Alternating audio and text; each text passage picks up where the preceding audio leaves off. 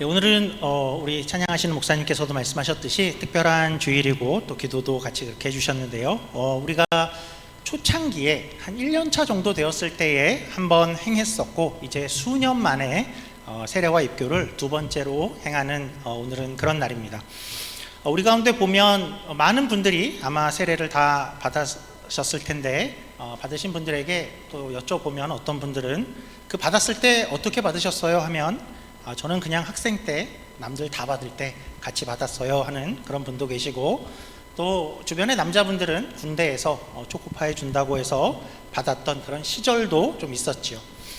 그래서 여러분들 받은 세례에 대해서 이렇게 얼만큼 잘 알고 계신가요 하면 보통은 배우기는 배웠는데 그냥 예수님 믿으면 그냥 받는 거 아닌가요 하는 정도로만 이해하시는 분들이 꽤 많은데요. 오늘은 한번 세례에 대해서 그래도 성경이 이야기하는, 제가 설교 중간중간에 몇 번 언급은 했지만 오늘은 좀 모아서 세례에 대해서 성경이 이야기하는 내용들을 조금은 기초부터 조금 어려운 데까지 한번 다뤄보려고 합니다. 그래서 이미 받으신 분들은 내가 받은 세례가 어떤 것이었는가 하는 그 의미를 다시 한번 확실하게 핵심은 좀 들고 돌아가시면 좋겠고, 특별히 오늘 세례와 입교를 하시는 분들은 이게 뭔가 확실히 기억하면 좋겠고, 또 특별히 세례를 아직 받지 않으신 분들이 계신데 아마 그런 분들 중에 상당수는 세례 저 그거 너무 싫어요 이렇게 막 거부하시는 분은 아마 없을 것 같고, 그게 의미가 뭐죠? 내가 굳이 받아야 될까요? 그게 뭔지 잘 몰라서 이러고 있다, 이렇게 하고 있다 하는 분들이 대부분이실 텐데요. 이것이 의미하는 핵심들을 오늘 한번 숙지하고 정리해보면 좋을 것 같습니다.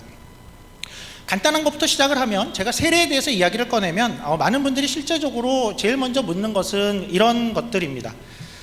세례를 한다 그러면 그러면 물에 들어가나요? 부터 물으시죠. 아니면 이렇게 약식으로 하게 되나요? 어디는 물에 들어간다고 하는 거 들었어요. 그러면 오늘도 누군가는 물에 들어갑니까? 세례는 성경시대에 원래 어떻게 했죠? 세례는 성경시대에 강물에 들어가는 걸로 했습니다. 그래서 성경에서 세례를 가장 많이 준 사람은 우리가 잘 아는 이름, 그 명칭에도 나타나듯이 세례 요한이죠. 그리고 그는 강물에 가서 강에서 세례를 주었습니다. 우리 가운데도 그렇게 이제 침례라고 하는 물에 잠기는 방식으로 세례를 받으신 분들이 있는 것으로 알고 있는데요. 그런데 우리 장로교는 그렇게 행하고 있지 않지요. 우리는 왜 물에 들어가지 않고 있을까요? 어떤 차이가 있을까요? 누군가 와서 여러분에게 이렇게 물어보면 뭐라고 답할 수 있겠습니까? 아니, 우리는 물에 들어갑니다. 성경에서 그렇게 하고 그런 모습을 보았는데 왜 당신들은 그렇게 하지 않습니까? 라고 물으면 여러분들 어떻게 답을 해 주시겠습니까? 현대에는 보면 침례교단은 모두가 다 물에 잠기는 것으로 하고, 주로 오순절과 순복음 계통에서는 침례를 많이 행합니다. 반면에 다른 곳들, 장로교, 감리교, 또 성결교, 또 캐톨릭까지 거기는 물에 들어가질 않지요. 왜 이렇게 되었을까? 아주 큰 이유는 아니고 이것은 사실은 문화적이고 지리적인 그런 이유가 제일 컸지요. 그러니까 이렇게 이해하시면 우선은 좋습니다. 초대교회 이후에 복음이 계속해서 넓게 퍼져가면서 세계 곳곳에 이제 교회가 세워지기 시작을 했지요. 그러면서 어떤 곳에는 교회가 세워졌는데 그 지역이 물이 부족한 사막 지역일 수도 있고, 또 그런 지역에서는 물을 구하기가 어렵고 또 교통이 좋은 시대가 아니니까 우리가 내일은 세례를 받는데 교인들은 다 1박 2일 동안 배낭 싸고 강가로 모이십시오, 이렇게 어려웠겠고, 또 뭐 강물이 얼어붙는 아주 추운 지역에 사는 사람들은 물론 얼음 낚시하듯이 얼음을 깰 수는 있겠으나 거기 들어가야 하는가, 또 병상에 누워있는 환자분이나 연세가 아주 많으신 어르신들에게 내일 세례신데 강물 들어가셔야 됩니다. 그러기 어려웠죠. 그런 가운데 이제 구약 말씀 가운데 맑은 물을 뿌려 정결케 한다라는 그런 에스겔 말씀을 근거로 해서, 그러니까 물을 뿌리는 것으로 대신하게 되었었던 것입니다. 그래서 한 가지 분명한 것은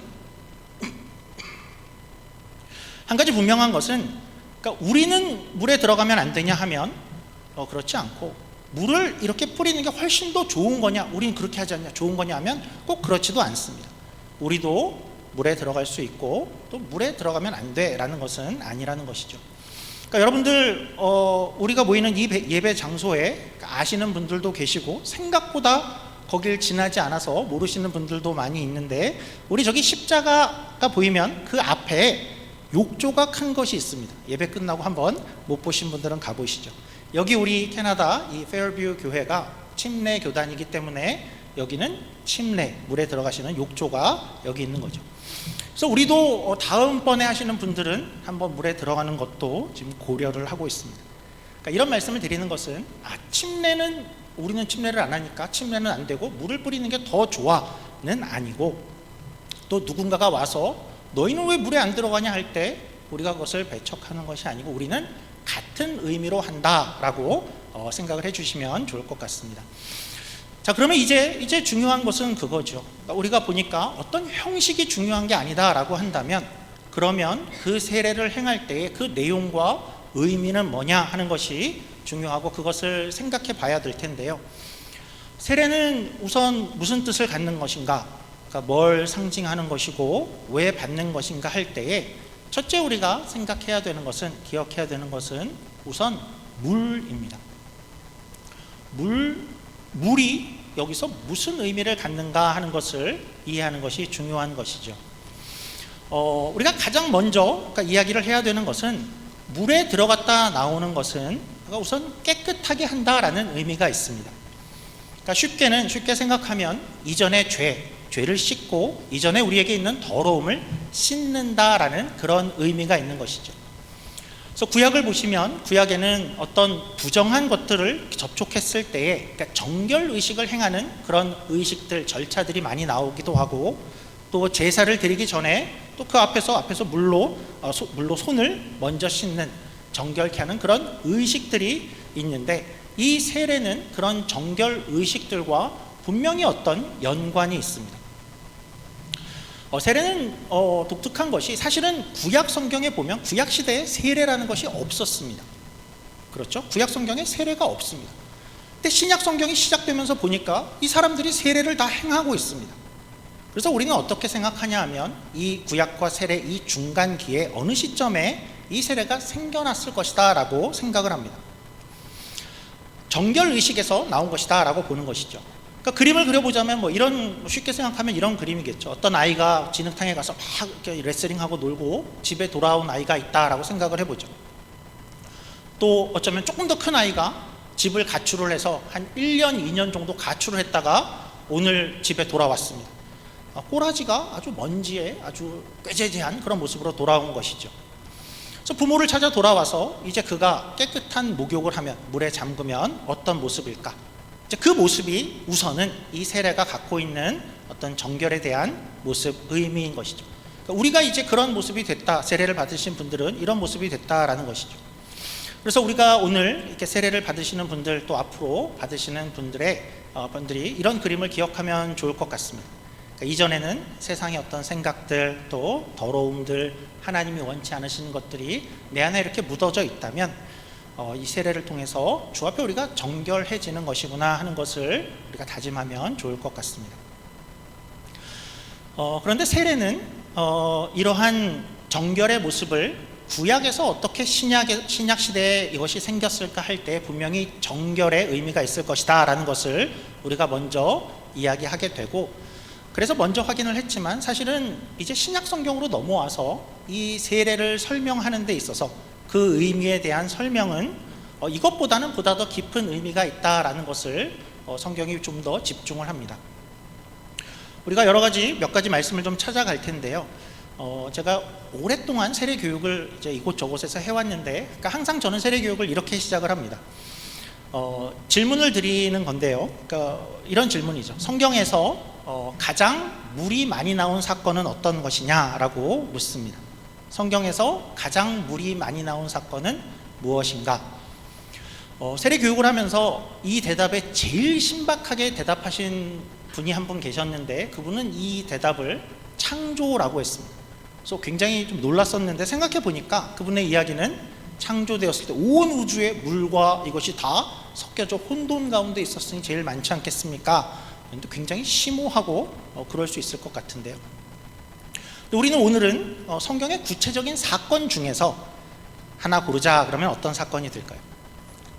물이 가장 많이 나오는, 요즘 우리 BC주는 물이 많이 부족해서 그러니까 세차나 가든을 물 줄 때도 제약이 있는 것들을 아시죠? 법에 걸리는 그런 시기를 우리는 보내고 있는데, 그때는 물이 풍성하다 못해 너무 많은 때였습니다. 어렵지 않죠? 노아의 방주 사건이었겠죠. 노아 그리고 배, 온 세상에 물이 잠겼을 때였습니다.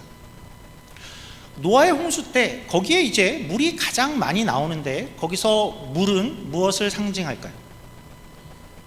거기서 물은 죽음을 상징하죠.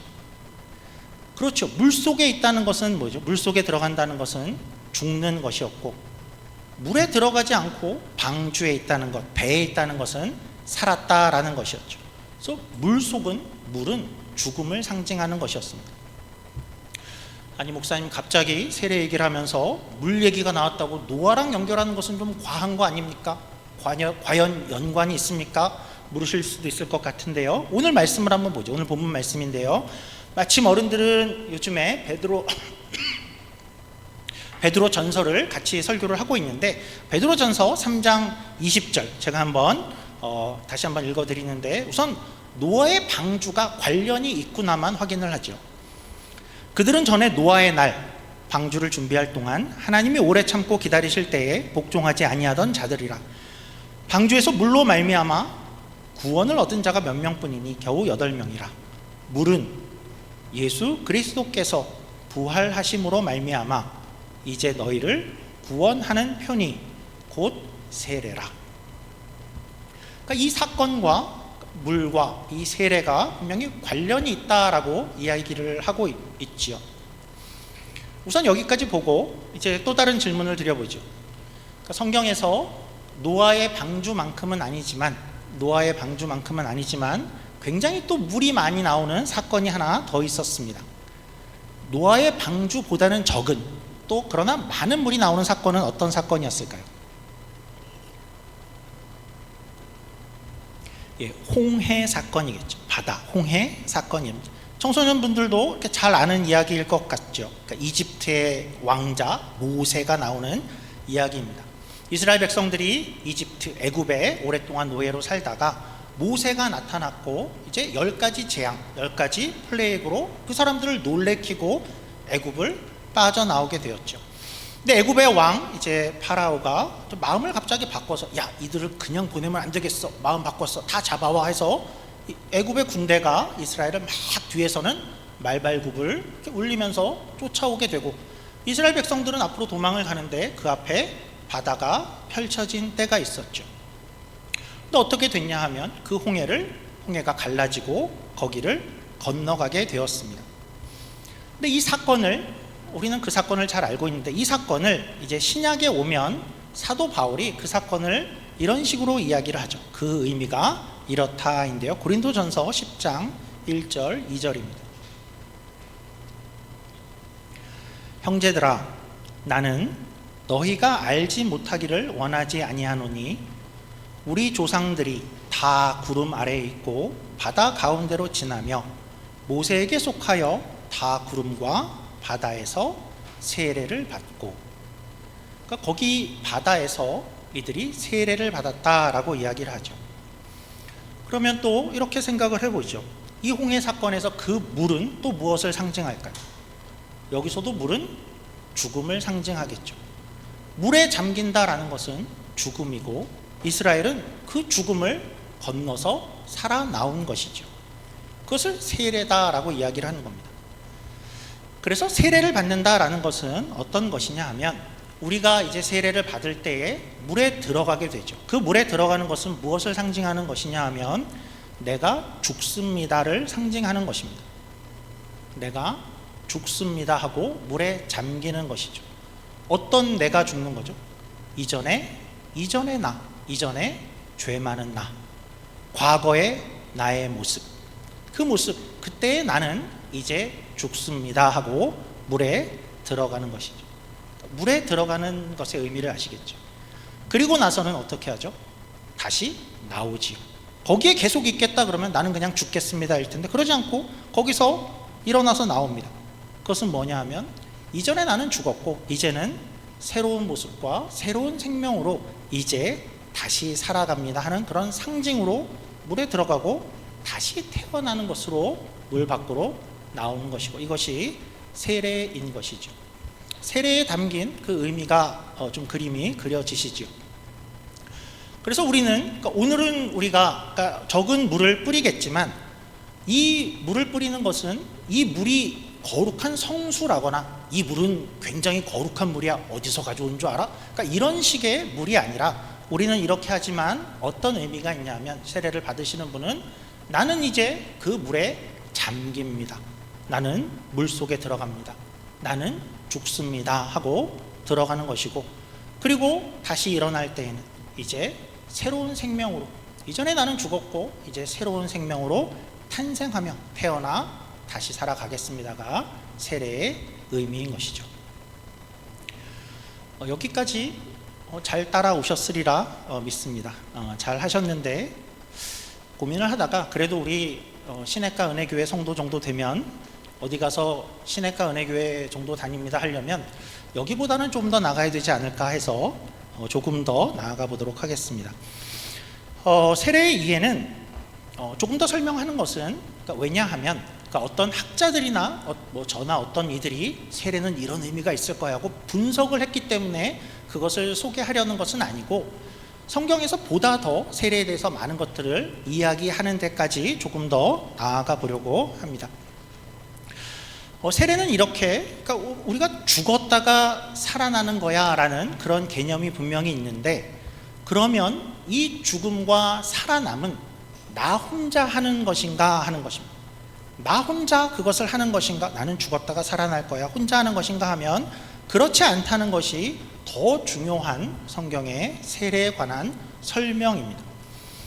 누구와 함께 죽고 누구와 함께 사는가 하는 것을 좀 주목해 보죠. 제가 아주 천천히 한번 로마서 6장 3절 4절을 읽어보도록 하겠습니다. 누구와 함께인지 한번 보시죠. 너희가 그리스도 예수와 합하여 세례를 받은 우리는 그의 죽으심과 합하여 세례를 받은 줄 알지 못하느냐. 그러므로 우리가 그의 죽으심과 합하여 세례를 받음으로 그와 함께 장사되었나니, 이는 아버지의 영광으로 말미암아 그리스도를 죽은 자 가운데서 살리신 것과 같이 우리로 또한 새 생명 가운데서 행하게 하려 함이라. 영어를 같이 넣다 보니까 글씨가 좀 작아져서 죄송한데요, 한번 천천히 한번 영어로도 보시고 이 내용을 한번 보시죠. 무슨 말을 하고 싶은 것이냐 하면, 세례라는 것은 내가 죽고 살았습니다 인데, 이것을 우리가 혼자 죽고 혼자 살겠습니다, 살아나는 것이 아니다 라는 거죠. 이것은 예수님과 함께 죽고 같이 살아났습니다가 세례라는 것입니다. 그런 의미라는 것이죠. 그래서 이런 것입니다. 나는 죽었습니다. 그러니까 우리는 원래 하나님 앞에서 정말 죽을 운명이었습니다. 그러면 우리는 어디서 죽습니까? 내가 그날 거기 십자가에서 내가 거기서 죽은 것입니다. 그날에 예수님이 거기서 십자가를 지셨는데, 사실은 그 자리가 내가 있어야 될 자리가 너무나 맞습니다. 내가 거기서 죽어야 될 자리였습니다. 그때 나 대신에 예수님께서 십자가를 지시고 거기서 죽으셨는데, 그때 내가 같이 죽은 것입니다. 그가 죽으실 때 내가 죽은 것이죠. 그리고 예수님은 그 죽음의 권세에서 계속 머물러 있지, 죽음 아래 계속 머물지 않으셨죠. 그리고 부활하셨습니다. 그때 하나님이 예수님을 일으키셨는데, 그때 나도, 하나님께서 그때 거기서 나도 예수님과 함께 나에게 새로운 생명으로 나를 일으키셨습니다. 그러니까 이것을 고백하는 것이 제 세례라는 것이죠. 이 내용을 골로새서 2장 12절로도 한번 확인해 보시지요. 제가 천천히 한번 읽어보겠습니다.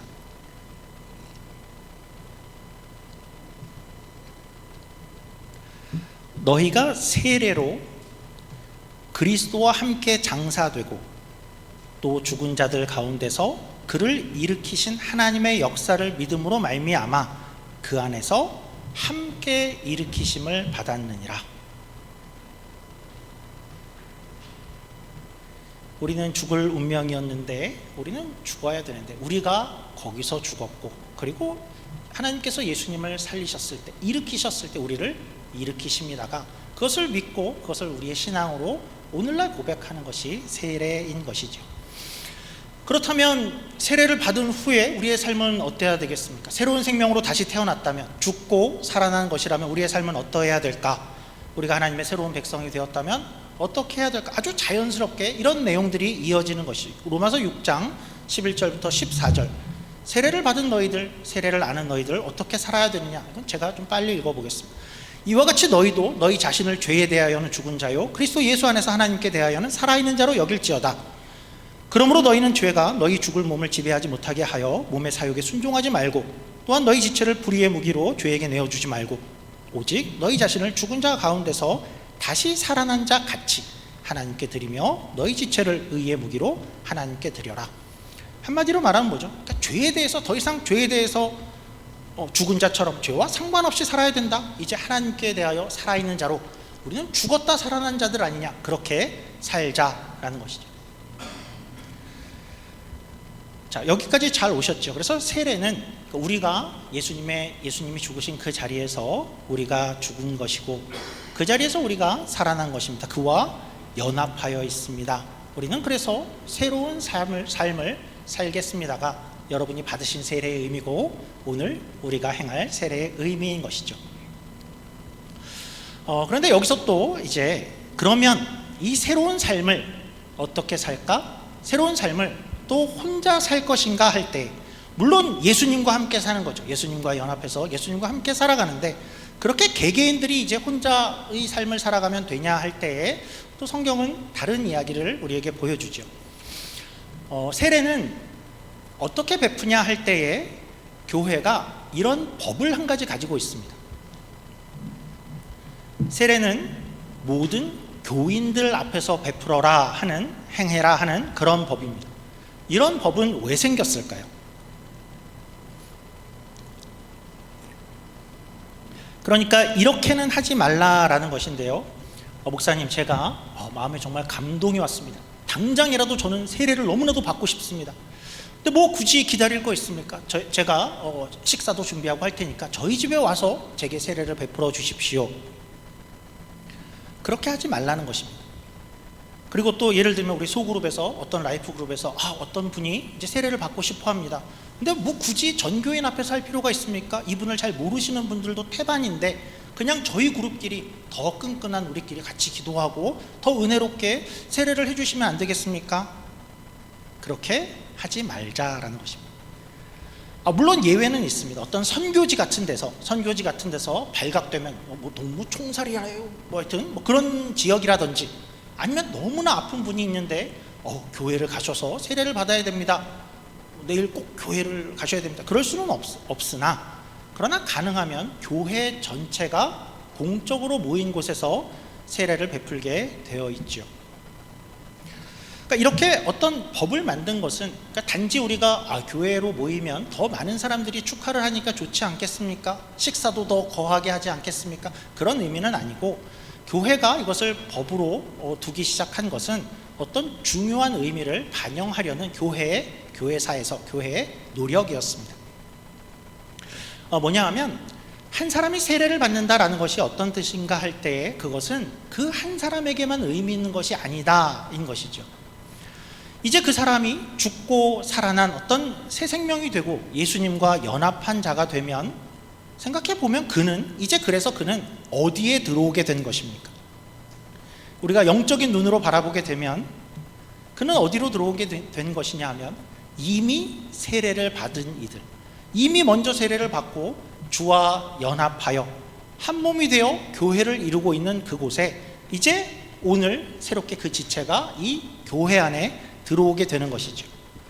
예수님을 머리로 하고 우리를 지체로 한, 이미 연합되어져 있는 우리 안에 새로운 한 지체가 들어오고 나와도 그러면 연합되게 되고 우리 모두와 연합되게 되어지는 그런 예식이 되어지는 것입니다.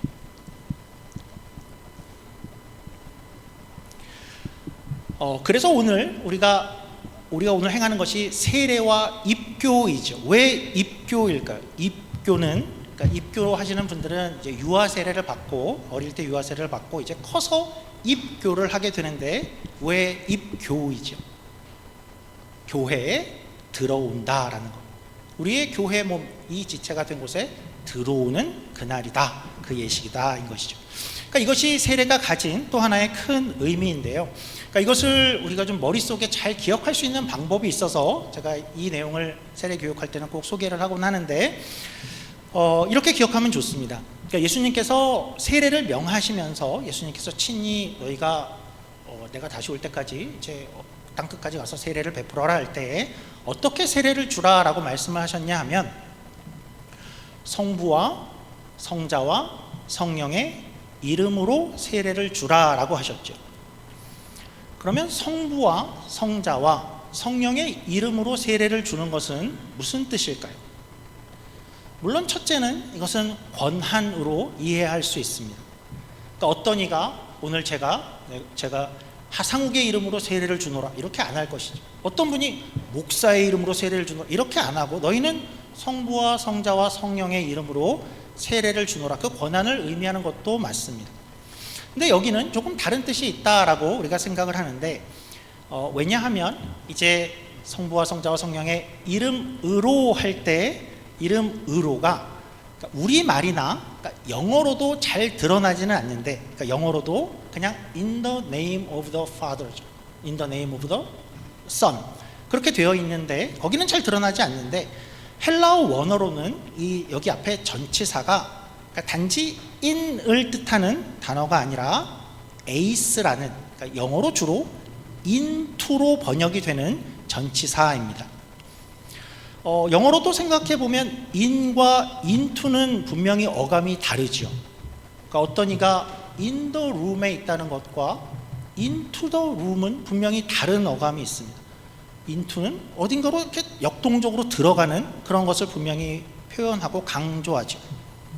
그래서 세례가 뭐냐 하고 얘기할 때 그것은 우리가 이제 성부와 성자와 성령의 그 이름 안으로 삼위일체가 계신 그곳 안으로 이름 속으로 그분들의 연합인 삼위일체 속으로 우리가 들어가는 것이다 라고 그렇게 이해를 합니다. 그렇게 세례를 주노라 인 것이죠. 성부와 성자와 성령의 이름으로 들어가도록 세례를 주노라 인 것입니다. 근데 생각해 보면 성부와 성자와 성령 그 삼위일체 되신 그분은 거기 세 분만 계실까요? 그렇지 않죠. 우리가 삼위일체 설교를 나눌 때 말씀을 나눌 때 이야기를 한 것 중에 그러니까 페리코레시스라는 것으로 이야기를 한 적이 있었죠. 그분들은 그냥 가만히 거기에 머무는 게 아니라 서로를 바라보고 움직이고 역동적으로 춤을 추듯이 함께 있는 분들이고 그리고 무엇보다 중요한 것은 그 연합에 우리를 초대한다라는 것을 강조를 했었는데요. 그러니까 거기는 어떤 곳이냐면 삼위일체 하나님만 있는 곳이 아니라 우리를 이미 초대해서 우리 교회가 하나님과 연합되어져 있는 그곳이죠. 그러니까 세례는 어떤 이가 이제 거기 안으로 들어오는 그런 예식인 것이죠. 그래서 교회가 다 같이 교회 앞에서 하는 것이고 공개적으로 우리가 하자의 그 법을 갖게 된 것입니다. 이것은 개인의 일이 아니야. 교회가 지체를 맞이하는 자리다 인 것이죠. 그런 면에서 이날은 우리가 어떤 날이겠습니까? 너무나도 기쁜 날이죠. 모두가 함께 축하할 날이 맞죠. 개인에게도 물론 그러한 날이고 교회는 교회적으로도 한 지체를 우리의 지체로 영적으로 맞이하고 한 몸이 되어지는 그런 날, 그런 축하의 자리가 되는 것입니다. 한 영혼이 이제 성부, 성자, 성령이 계신 그곳 안으로 들어가는 것이고 입교자들도 그 동일한 고백을 같이 확인하고 축하하는 날이 되는 것이고 또한 우리들도 어떤 유익을 얻습니까? 우리가 어떻게 여기에 왔는가, 어떻게 한 몸이 되었는가, 어떻게 과거의 세례를 받고 우리가 들어온 자리가 어떤 자리인가를 다시 한번 확인하고 감격을 누릴 수 있는 그런 날이 되는 것이겠죠. 말씀을 마치면서 바라기는 우리가 그것을 영적으로 좀 바라볼 수 있는 우리가 되기를 원합니다. 그래서 단지 오늘 물을 뿌리나 봐, 뭐 하나 봐 이런 날이 아니고 한 영혼이 이제 과거의 나는 죽습니다. 이제 하나님 안에서 새로운 생명으로 태어나겠습니다의 그런 감격이 있는 그러한 날이며 그에게만 축복의 자리가 아니라 이제 우리가 한 몸으로 되어져 있는 예수 그리스도를 몸으로 한 한 지체 안에 한 몸 안에 그 영혼이 우리 안에 연합되어지고 접붙여지고 한 공동체가 되는 것을 같이 확인하는 축복의 자리가 되는 것이죠. 우리 같이 기도하겠습니다. 하나님 아버지 감사합니다. 우리가 세례와 입교를 준비하며 또 맞이하며 이 의미들을 다시 한번 생각해 보았습니다. 하나님 한 영혼이 이제 옛사람은 죽고 다시 새로운 생명으로 살겠습니다 라고 고백하는 그 일이 얼마나 큰 일인지 얼마나 기쁜 일인지 우리가 다시 한번 확인케 하심에 감사하고 그것이 단지 한 개인에게만 아니라 우리 교회와 또 삼위일체 하나님과 우리 모두가 다시 한번 연합되어지고 한 지체를 우리 가운데 맞이하는 귀한 축복의 자리임을 다시 한번 확인했습니다. 함께 이 예식을 나눌 때에 그러한 복을 모두가 함께 누리는 시간이 되어지게 하시고 성령님 함께하여 주셔서 은혜의 자리로 인도하여 주시옵소서. 감사하며 예수님 이름으로 기도드립니다. 아멘.